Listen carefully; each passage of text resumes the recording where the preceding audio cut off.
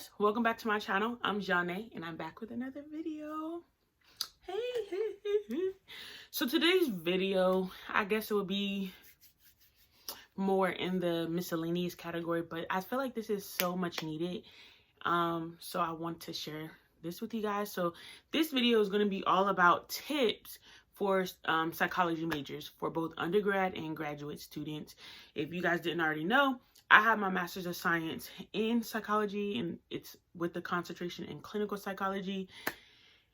And I'm barely using it right now. Okay, so I wanted to kind of give you guys tips for if you're going in that field, give you some insight, tell you what to do to be successful and whatnot. All right, but before we get into that, make sure you like, comment, and subscribe to my channel. Right. So you can become a part of the Perfectly Flawed community where we embrace our now while we chase our next, because we know that we want to love self, right? But we know there's always room for improvement. So here's your reminder to do that.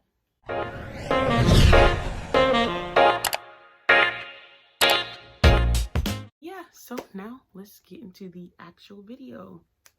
Tips for psychology majors. All right. Tip number 1.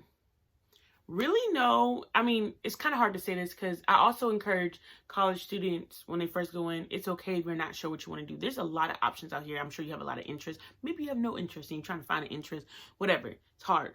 But when you go into psychology as an undergrad, now, as an undergrad, if you get a psychology degree, you can pretty much go into any master's program almost, because psychology is very versatile, okay? But if you plan on getting a graduate degree in a social science, then I would say, as soon as possible, as a freshman or a sophomore, I would say freshman, especially if you know what you want to do, get in a research lab, okay? Join a research lab. Social science graduate programs, especially if you're trying to go get your PhD, which we'll get more into later, they are looking for people who have experience doing research, okay? Because research is a big portion of the social science field. They're trying to develop new assessments, find new information, new theories, things like that, so that we can improve our social environment, and so that we can decrease, and this is speaking for the psychology field, help decrease symptom presentations, or even identify markers for certain disorders, or even identify disorders early on, and intervene at the earliest time possible. So research is super important. If you are an undergraduate psychology major and you know this is what you want to do, psychology being not that just helping people. If you want to just help people, there's a bunch of other majors you can choose to help people in. Psychology per se, if you want to get a graduate degree in psychology, you're looking more at the research side, or teaching, or assessment, or all of that as a psychologist, with your own practice, or like contracting, like with companies or workplaces, things like that. There's a bunch of different types of psychology, like industrial organizational psychology, that's IO, that's more in the workplace, clinical, that's dealing with mental disorders, forensic, that's you're still dealing with the mental disorders and things like that, but more so in the criminal justice field.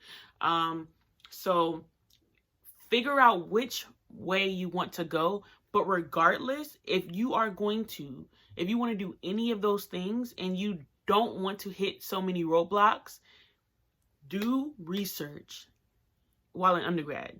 If you can get on some published research in undergrad, do it.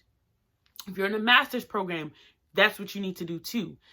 And yes, you can skip the master's degree. Actually, a lot of people actually go to PhD programs, okay? PhD programs from after getting a bachelor's degree. And to be a competitive candidate for a PhD program, you have to have research. You have to have great recommendations letters. So tip number 2 is get in good with your professors. be in their face, okay? Be in their lab, always talking to them. Networking is super, super important. So bomb recommendation letters, published research, or a good amount of research experience, or and being in what are they called? Research conferences. And also you need high GRE scores. Now, PhD programs in psychology are highly competitive. All PhD programs are not created equally. You want to choose one that is accredited by the APA, which is the American Psychological Association. If you go to a PhD program that's accredited by them, then when you get your degree and you finish your practicum, or what is called residency, you know, you're set. You don't got to worry about, oh, am I going to be licensed when I pass? No. Are they going to accept me? Is the board going to? Yeah, because you went to a school that was already approved by the board. Okay. So that's important. And those programs are highly competitive. Some receive like 300 applications, and they only choose like 6 candidates a year. And you can only apply for during the fall semester. Okay. So they're really competitive. So I'm trying to tell you this stuff. If this is the path you want to take, do it. I ain't do it right. Initially, that was the path I wanted to take. I wanted to get my PhD in psychology. I barely did research in undergrad. Did some research in grad school. I did present in grad school, but I had some struggles in grad school. I'm just being transparent. Actually, was it my first year, second semester, first year, I think it was. Oh yeah, my second semester, my first year, I actually got a D in my master's program. Now, in grad school, you can't get, in some programs, if you get a C, you're up for evaluation. If you get a D, you're kicked out, right? I think I got a D in one class. I got a D because this one presentation was like pretty much my grade, right? And I didn't prepare as well as I should have. My presentation, in my opinion and my classmates' opinion, my presentation was great. But in the middle of my presentation, I put my foot in my mouth. And that's when it seemed like my professor shifted with my grade. And then I ended up not doing well on the test after that. And the tests were super, super hard. People were failing. A lot of people actually failed the first test, and then they curved it. And I actually got a C on the first test. The curve helped me too. But the last test, I failed because the test was super, super hard. It was like conceptualizing cases, and for whatever reason that came hard to us. I don't know. But there's that. So I had to retake that. But anyways, I was up for evaluation of whether I could stay in the program. Thank God I was able to stay in the program, and I had to retake that class. And I did end up passing that class. I ended up getting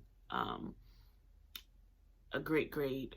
I was the only one in my cohort that had to retake that class, and I ended up getting a really good grade on my test and my presentation, and I prepared well, and I was able to help out the other students in the class. And there were other students who didn't do well in the class, and I helped them out or whatever. But that was the first time in my whole entire life I had to retake a class, y'all. So imagine how bad, how terrible, you know, I was hurting a little bit, because I'm like in grad school, it was the first time I got to retake a class. Like, come on now, Johnny. It was a little embarrassing, but now it's not, because it happens. Who cares? If you got to retake a class, retake the class. Thank God that you have the ability to retake the class. All right, don't feel embarrassed. But anyways, so I didn't do it right. I faced a lot of challenges. I was going through some things in my life too at that time, and I didn't do as much research as I should have. I didn't get in good with my professors.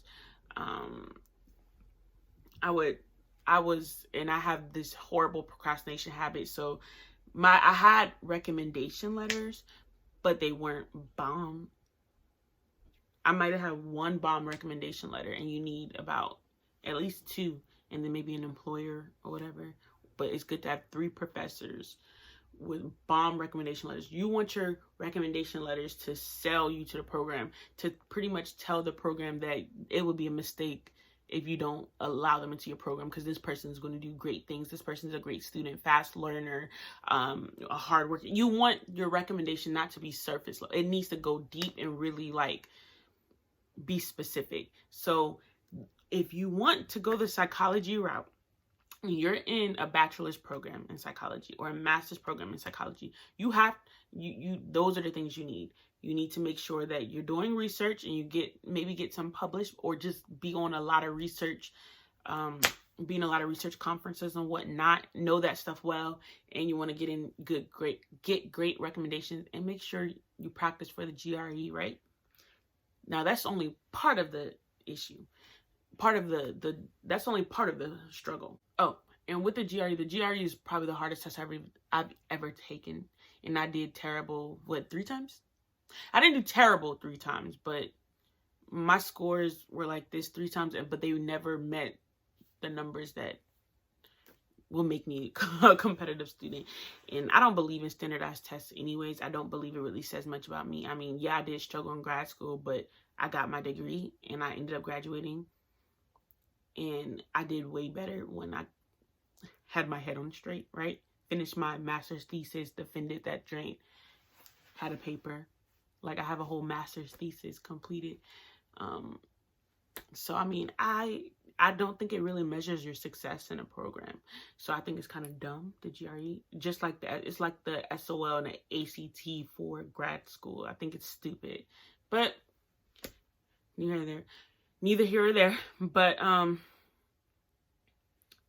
the other battle, the reason why I'm saying these things are vital is, with a psychology degree, if you don't get your doctorate, you can't really do nothing.